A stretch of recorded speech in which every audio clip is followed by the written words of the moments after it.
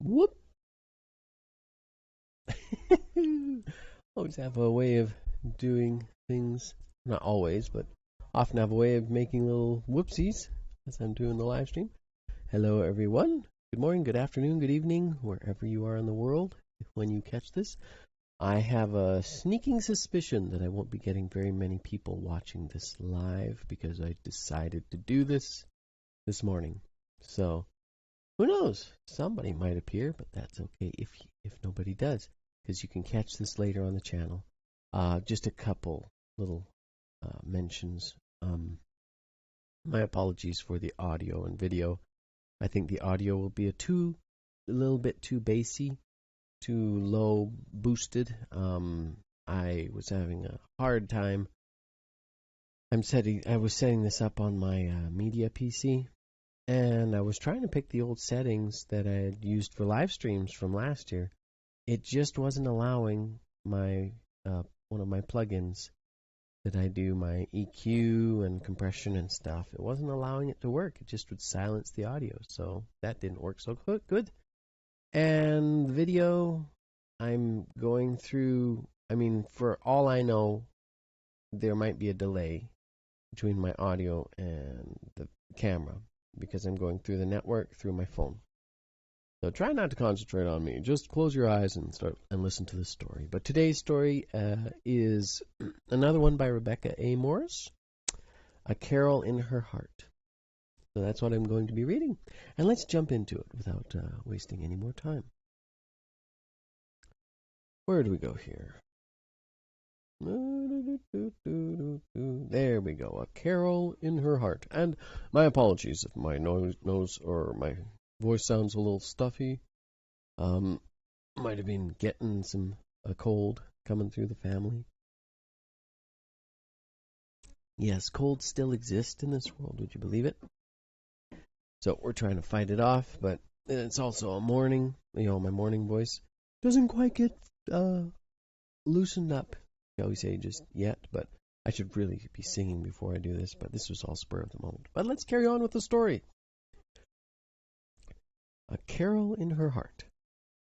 It's beginning to look a lot like Christmas everywhere you go. Listen, somebody sent me a text. I'll try to ignore that for now. The song played over the radio in the kitchen, where a pan of cookies sat cooling, and drifted into the living room where Miss Molly Kennedy stood at the window, her apron dusted lightly with flour. She was waiting for the mailman, and he was late. Not that it really matters, she sighed, brushing a few strands of hair off her face. There's no one to enjoy Christmas with me. There's no one to enjoy Christmas with me this year. She wasn't young anymore, though she wasn't old either. Just in that middle age where she didn't seem to fit. Oh, something popping up here. Bad. The audio has more than 2 channels, but only one. Please correct the number of audio channels.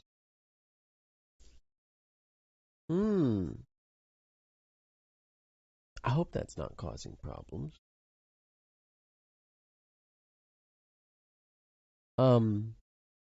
Yeah, I hope audio is coming through.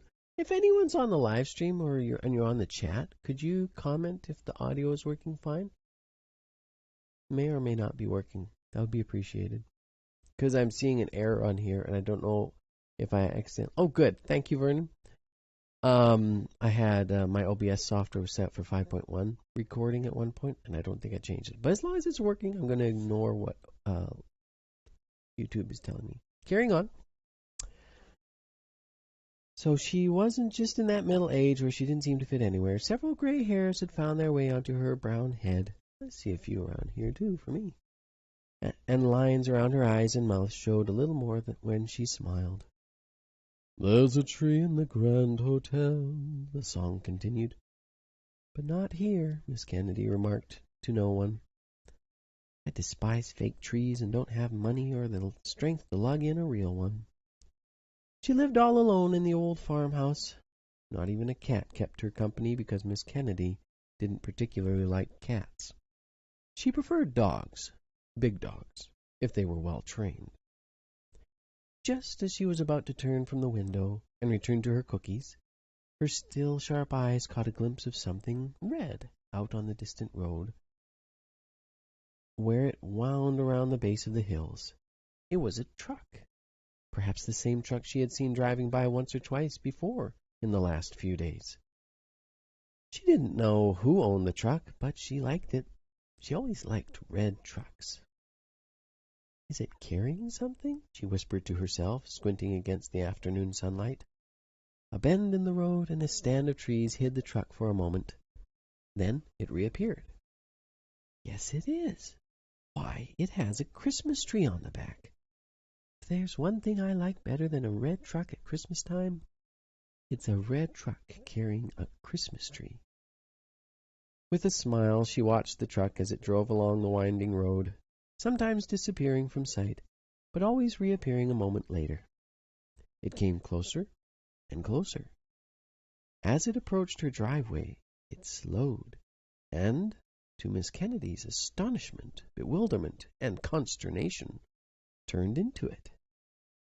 "What on earth is that man doing?" She backed away from the window, hoping the driver hadn't caught her staring. "Perhaps he forgot something and has to turn around." Cautiously, she peered around the open curtains again. "Good gracious, he's stopping in front of the house. Whatever can he want?" A feeling almost like panic welled up inside Miss Kennedy, and she pressed a hand over her heart. She heard heavy footsteps on the porch. Excuse me, that was rude, but something got caught in there. Maybe a little sip. New Christmas present from Angela. Little clay, I think they're clay cups, free to us. Let's see. Oh, then she goes, "No one with a red truck and a Christmas tree is going to murder me," she told herself firmly, but she still started when the old-fashioned door knocker rapped a quick beat on the door. Tipping her chin up just to give herself confidence, and smoothing her apron, Miss Kennedy unlocked the door and opened it. A young man stood before her. She made a rapid guess that he was in his 20s. "Yes? Aunt Molly?" Miss Kennedy took a slight step back and then stared at her visitor. He did look familiar, but don't you remember Jackie Osborne, the little boy you used to look after? Little Jackie? Why, you can't be him. But you do resemble. Where are my manners? Quickly she stepped aside and motioned him in. "It's a cold day to be chatting out on the porch. How are you? What are you doing in this part of the country again? Little Jackie, I just can't believe it." Jack Osborne chuckled. Miss Kennedy thought he had a very nice chuckle, and told him so, which turned the chuckle into a full laugh. "Oh, Aunt Molly, I've missed you." "Well, I've missed you, Jackie. Jackson," she shook her head in confusion. "Neither name fits now. Won't you take off your coat and stay a while?" "I usually go by Jack, and I wish I could, but I promised to bring the tree home in time for the kids, to help decorate it when they get up from naps." "Kids? You're married? And why wouldn't you be? It's been at least 15 years since I last saw you." The hearty laugh filled the room once more. "Yes, I'm married, with 3 kids, 2 girls and a boy. Can you believe that? We just moved into that country-looking house near the edge of town right after Thanksgiving. I've been wanting to stop and see if you still lived here, but I've been so busy getting the family settled that I haven't had a chance. Getting the tree didn't take as long as I thought it would, since we had it picked out already, and so here I am," he finished with a grin. "Well, I'm mighty glad to see you." Looking around the room, Jack's face grew puzzled. "Aunt Molly, where are all your Christmas decorations? I remember your house was always decorated from top to bottom." Now there's nothing except a strand of garland on the mantel and the manger scene. Oh, I'm getting older, Jackie. My brother moved away off to Idaho, and I only see him once every few years. My parents are both gone, and I don't have anyone who comes over, so I haven't bothered to get everything out for the last several years. Jack shook his head. Not this year, Aunt Molly. Now that I know for sure you're living here, I'm going to bring the family over. I want my wife to meet the dear woman who practically raised me, though she was young herself when she started. Hold it. Hold it, everyone. One moment. Hey, we're up to 7 concurrent viewers. Just a sec. I'll be right back.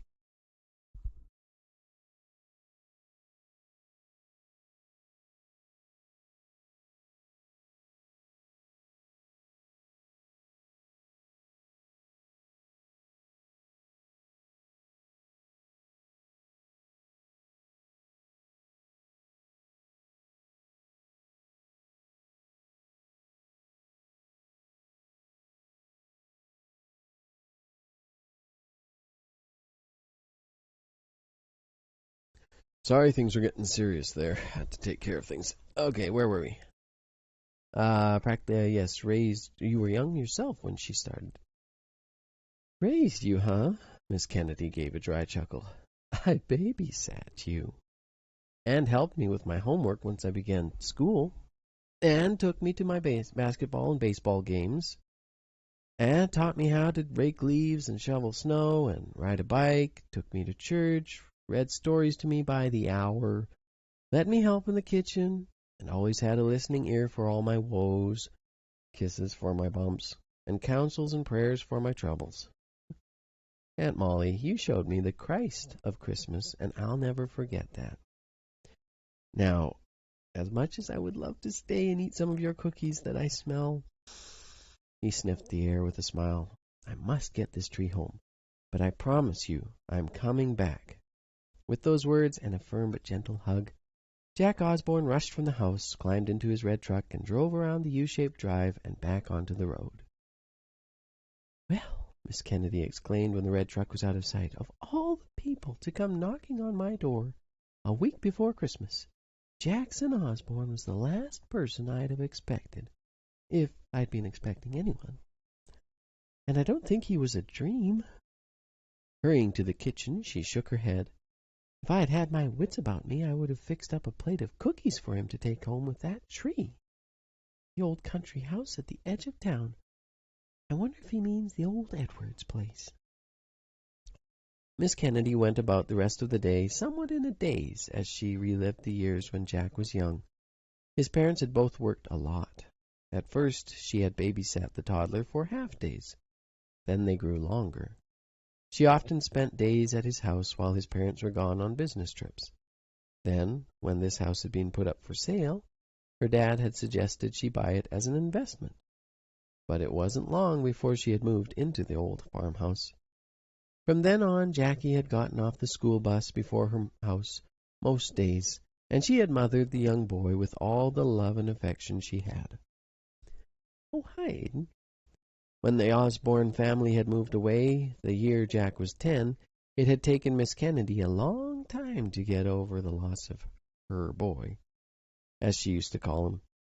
Her mother suggested she find another babysitting job, but Miss Molly didn't think she could handle another one. It's too hard on my heart, she told herself. Excuse me. Perhaps this is a little how mothers feel when their children leave the nest and fly away. But Jackie wasn't grown yet. All the next day Miss Kennedy baked cookies and breads and wondered if Jack would come by. I know he'll come sometime, she murmured, sliding a pan of gingerbread men into the oven and shutting the door. Unless I imagined him. I wonder what his wife's like. He wouldn't look so happy if she wasn't sweet and wonderful, unless he needs someone to help them. Quickly she shook her head. No, any wife of Jackie Osborne just had to be perfect. And the children? Whoops. Oh, that wasn't her speaking. That was... Sorry. No, any wife of Jackie Osborne just had to be perfect. And the children. She wished she had asked their ages.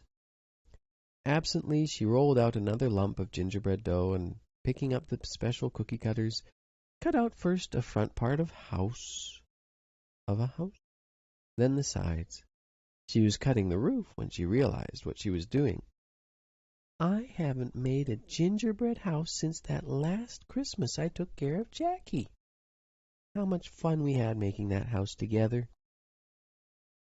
She looked down at the pieces of the house. No, that's not where I am. I'm sorry. Oh, she looked down at the pieces waiting to be baked. Could she? With a decided nod, she resumed her cutting. There was probably some candy she could use to decorate it later. While the pieces of the house were baking, Miss Kennedy began to have second thoughts. What would she do with a gingerbread house?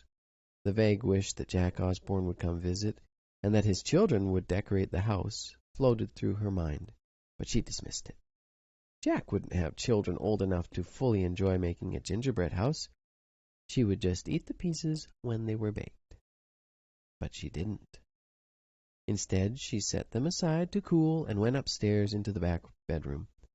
There were no beds in the room, no dresser or chair, only boxes. Going straight to the stack of red tubs, she opened the first box and looked inside. An array of ornaments greeted her, ornaments of different shapes, colors, sizes, and styles. Don't want that one, she muttered, shutting the lid and setting the box aside. On the top of the next box was what she had come after, a wreath. The bow was rather smashed and bedraggled. Bedraggled? Bedraggled? I'll go with bedraggled. I can make a new bow, Miss Kennedy said slowly, fingering the ribbon. Oh, I should have said, I can make a new bow. Tough to catch those things when you're not reading the next part. Miss Kennedy said slowly, fingering the ribbon and imagining the little boy who had so proudly attached that bow to the wreath. It had been crooked, but Miss Kennedy never had the heart to fix it, especially after the Osborne family moved away. After digging around in the box a little, she found a spool of red ribbon. As she pulled it out, her eyes caught a glimpse of something else. I could put the candles in the windows this year. They do make a home look festive. With her arms full of wreath, ribbon, and candles, Miss Kennedy went back downstairs. By evening, the front door held a wreath with a new red bow, and from each window a candle gleamed. Plugging in the lights entwined with the garland on the mantel, Miss Kennedy sat down in her favorite chair and looked about. This was the most decorating she had done for years, and it felt good. Morning was nearly gone, and Miss Kennedy had just told herself that Jack was busy and not to expect him until Christmas Eve or after Christmas, when a knock at the front door made her start. Quickly drying her hands, but not bothering to take off her apron, she hurried from the kitchen. It could be the Smiths picking up their order of cookies.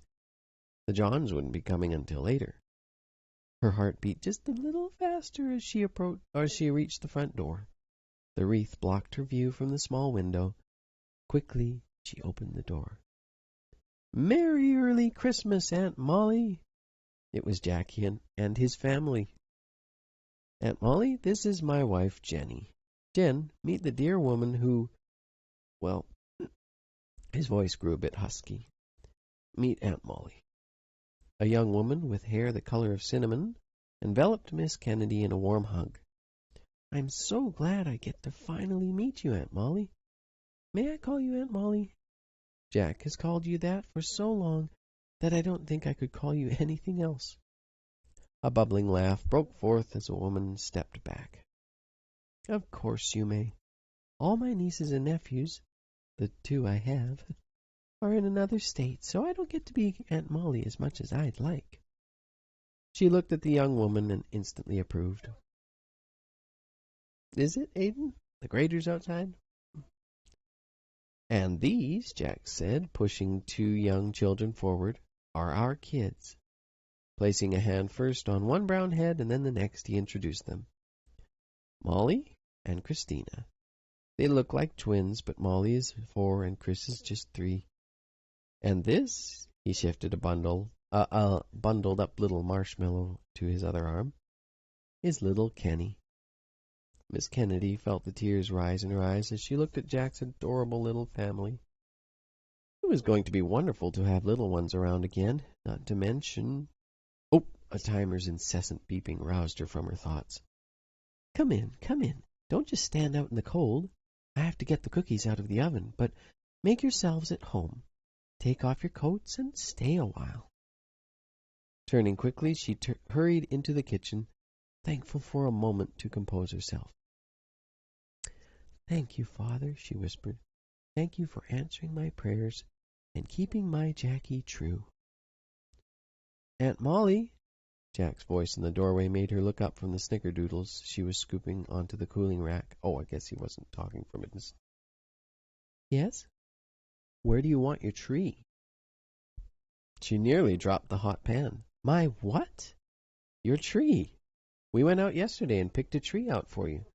That's why we didn't make it over then. It was too late. But we saw your candles in the windows. Now, the tree?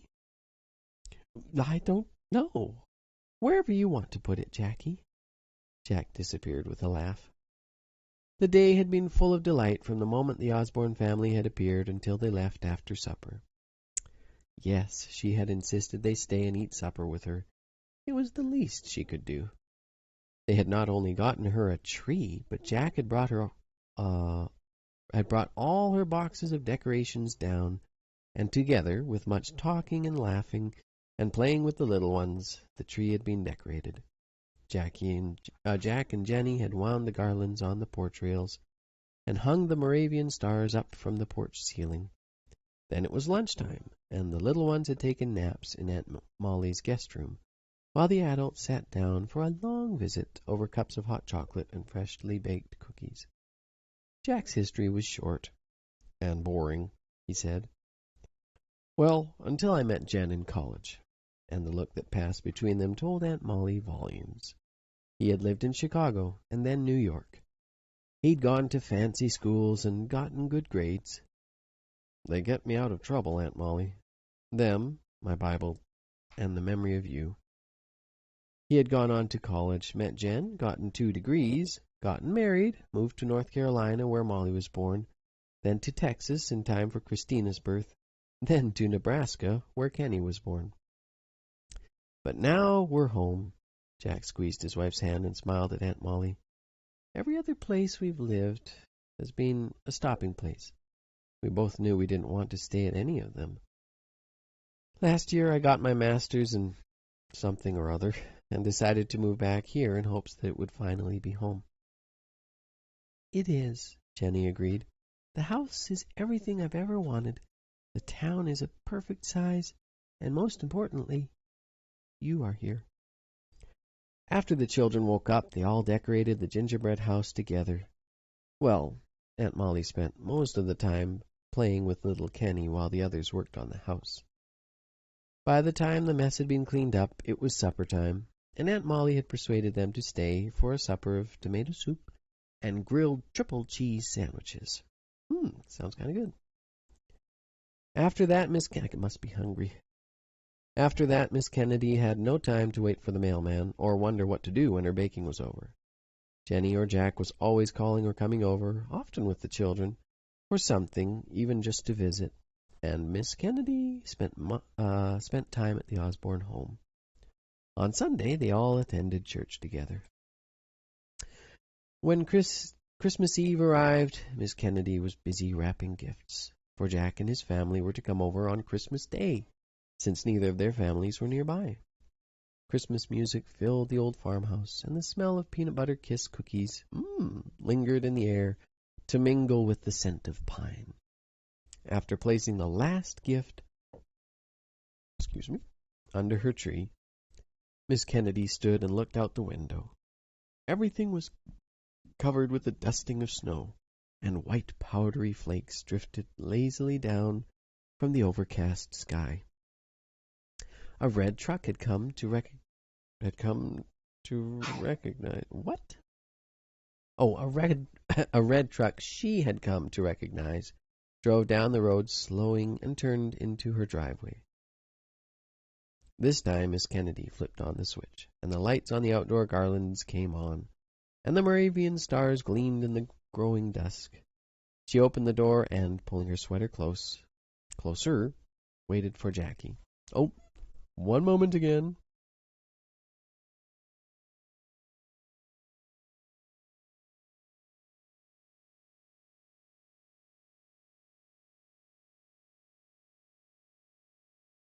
There we go. What you up to there? They won't stop it? Well, you got a point. Where were we? Oh, yeah. He bounded up the steps, then opened the door and stepped inside, leaning down to kiss her cheek. Merry Christmas, Aunt Molly. Merry Christmas, Jackie. Her eyes sparkled as she looked up at him. Let's see. Now he's asking, what are you doing tonight? Eating supper, reading the Christmas story, and going to bed. Come do it at our house. Jack, I couldn't. You have a family, and you are family too, Aunt Molly, he insisted. Please come. Jen wants you, and the kids have been asking for you. He took one of her hands in his own. Aunt Molly, I want the kind of Christmas Eve I had with you when I was young. Remember that time Mom was in London and Dad's flight had been delayed? Miss Kennedy nodded. It had been a Christmas she had never forgotten. Please, Aunt Molly, spend this evening with us. I'll bring you home later, and tomorrow we'll come over here.